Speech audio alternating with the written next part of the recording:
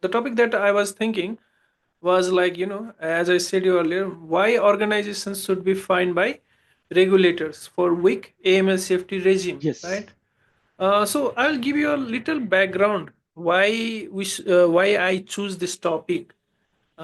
Because I think like a lot of people will find it provocative, maybe not liking to their taste, and but I think it's a bitter medicine that everyone's need to take.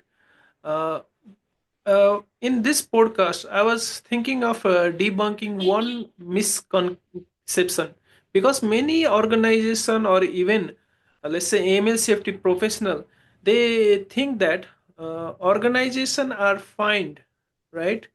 Or they need to follow AML safety rules and regulation because they want to prevent organization from being penalized, right? And that's why they need to implement good AML safety, let's say, program in their organization. But the regulators choose to find the organization for much greater reason, because let's say if organization has a poor AML safety regime, that means that they can be a vehicle for channeling criminals illicit funds, and with that funds criminals are able to increase their criminal activities, which means that there will be a lot of people who will be victimized, uh, right? So I will give you an Mhm. example. I read this book, Give and Take, by Adam Grant. So he said, like, there are usually three types of people. One are givers who like to give, let's say, resources, money, and they don't want anything in return. And there are people who are takers who don't want to give anything, but they just want to take from people, right? So these are the nature of people. And another is matcher, right? Third category is matcher, who believe on reciprocity, right? That it should be like give and take relationship. You give me something, I will give you in return. So What is uh, the third one? matchers. Matchers. Okay. Okay. So am I audible, Vivek? Yes, yes. Okay. So yeah, and so in that book, Adam gives a story about this lady who was actually a teacher, right? And she actually took an appointment in this school, and this school was like was doing very poorly in terms of grades, because the most of the students in this school came from the poor families or broken families, right? And the crime rates were high, right? And the school grades was falling, right? And as a result, school was not receiving those increased amount of budget from that municipal or local government. So she thought of joining this school to make a difference, right? And when she joined the school, and she was investing a lot of time. She was making education plans, curriculum for students, uh, providing counseling to students, and a lot of things. She was giving her everything, right? And at the end of days, she was totally burnt out, right? She didn't have any, let's say, any strength left to do any activities. And and she was thinking of giving up, because many teachers who have joined before her, they never lasted more than 1 year, right? And she was also thinking of quitting. And at the same time, she received like a letter from some student parents that she did a great job. Her like their children were like, they have left that their previous life.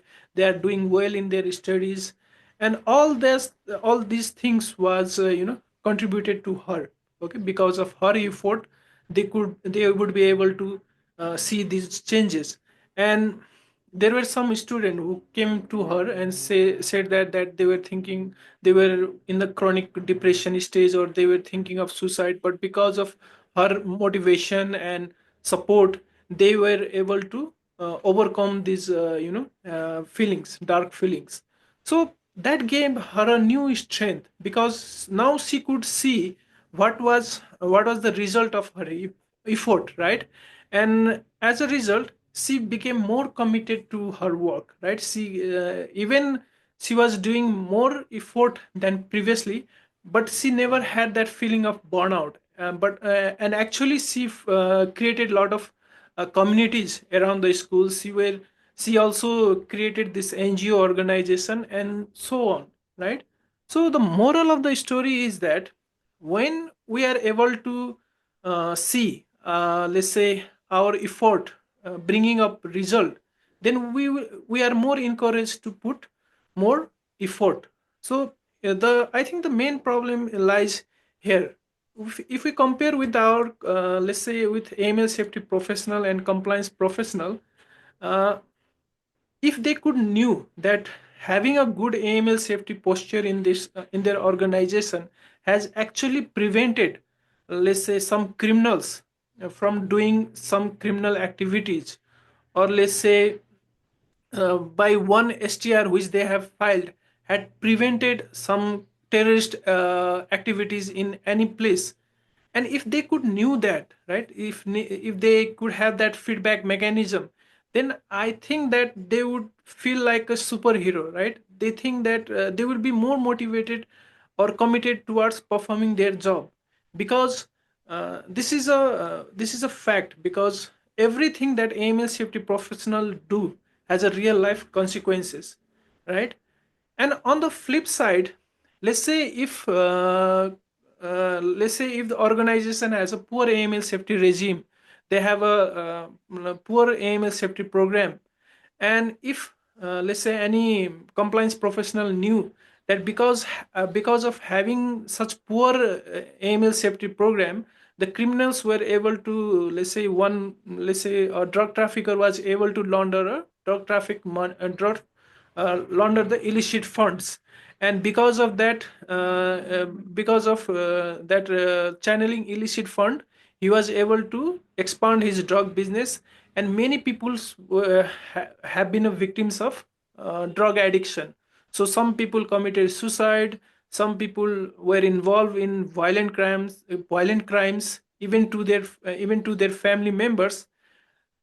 And if that compliance professional knew about it, I think that that person would feel like morally responsible for that. And I also think that people don't that such individual would not want to be working in that organization, right? Because let's say most of people are non-veg, right? They like to eat meat products.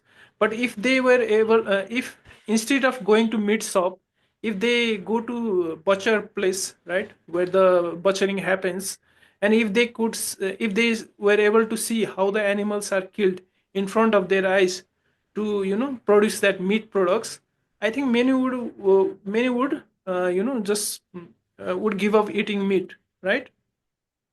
So this is the I think this is the problem, even the organization who invest in who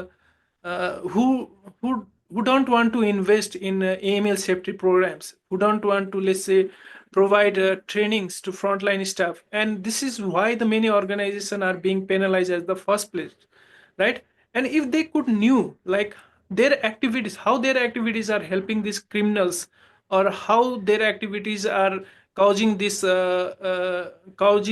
incidents, like let's say criminal incident being happening or terrorist financing being happening, I think the many organization would be more encouraged to invest in AML safety program, right, to provide more resources to them.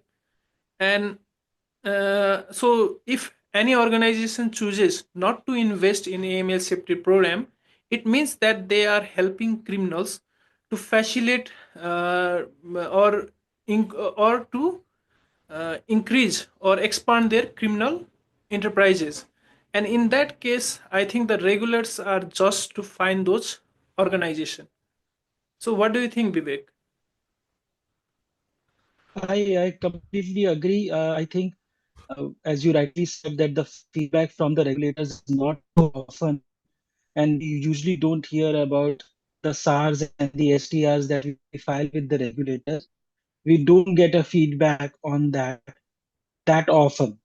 And it should be a two-way street wherein even the regulators are communicating with us in a in a way wherein we both are. Okay, Yes, so yes. let's conclude then. Okay, you have any thoughts, final Ah, thoughts? Okay. my thoughts are that I agree, Kiran, that in today's world, communication should be from both the sides. It should be a two-way street wherein regulators also provide constant feedback to the banks and Okay. to the compliance officers and to the MLROs. And Right. that way, everyone feel motivated that their actions are making a difference in the world. So I completely agree. Right. So yeah, I think that every, like, even many even there are a lot of articles, there are a lot of compliance professional, and even the consultants and experts who are saying that regulatory feedback is must for this kind of a job, right? Very true. Because people should know, Very true. like, what impact they are making, Yes. right? And I always tell Yes. people that AML safety is not a job, okay? It is like a moral responsibility. And when you think about it, think Yes. about this, many, I think that compliance professional, when they think that their organization is not doing a lot, even after they are making recommendation to this organization to invest more, let's say to senior management and board to invest in compliance programs, and if they are not thinking, or if the management or board is not supportive, or there is no AML safety good governance or culture, then I think that compliance professionals should think of walking out of that organization, because it is not just worth it, right? Because when there is a fines and penalties, it is not going to be levied on that organization, but to that individual compliance officer also. So why somebody in the right mind would, like, take that kind of a responsibility, right? So yeah, Absolutely. That's a big risk. Yes. yes, and that should, I It's a think, big risk. right. And currently regulators are becoming very much proactive in this area. So let me give you an example of my country. In Nepal also, there is a fear that that we are going to be put in a gray list. Let's say in coming this February, we'll know about that.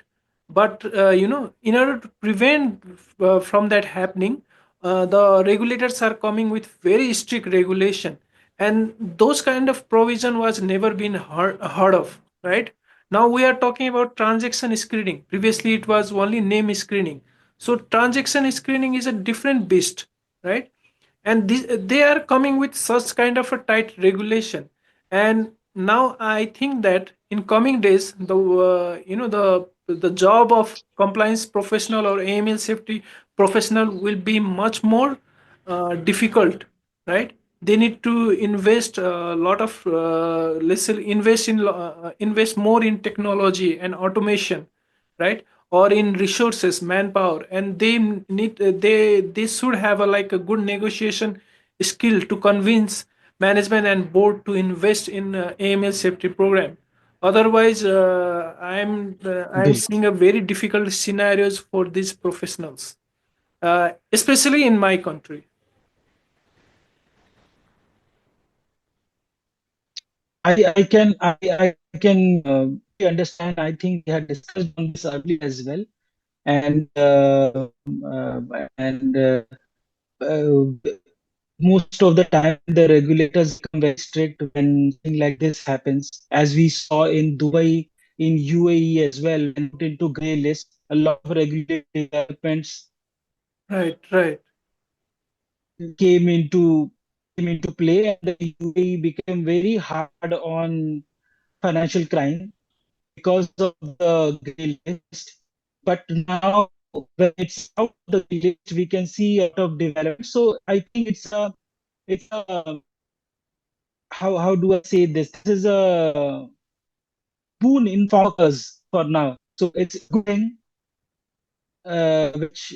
which is needed. Hmm. Right. Right. So yeah, Vivek. So I think that do you like to add more, or can we complete? Can we end our podcast here? We can certainly end our podcast, and I feel like we have done justice to the topics that we discussed on. And I thank you so much, Kiran, for taking out your time.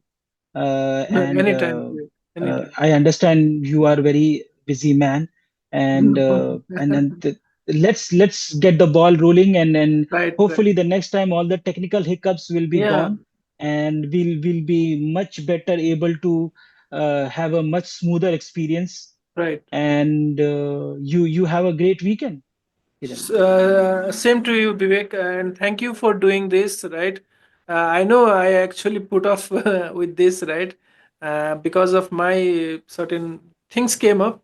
So anyway, but I'm glad that you were persistent and consistent on this, right, and because of your effort, we are able to do this, and I thank you for that, Vivek, and I hope to continue this kind of a podcast series in coming future also, and we'll bring up with Yeah, interesting topics. And I really think that there are not much of podcasts around this financial crime or I AMLCFT agree. topics. And I I think agree. like I there agree. there are a lot of things that not only the compliance professional, even a individual can learn from here. Absolutely, absolutely. And uh, let's call it a weekend, and happy weekend to you, Kiran. Same to you, Vivek. Okay, so we'll meet on Yeah, next weekend and we'll discuss on next another topic. weekend. Let's meet on next week. Yes, Okay, sure. So, yes, okay. absolutely. So, see you and Bye. take care. Bye. Bye, Vivek. Okay.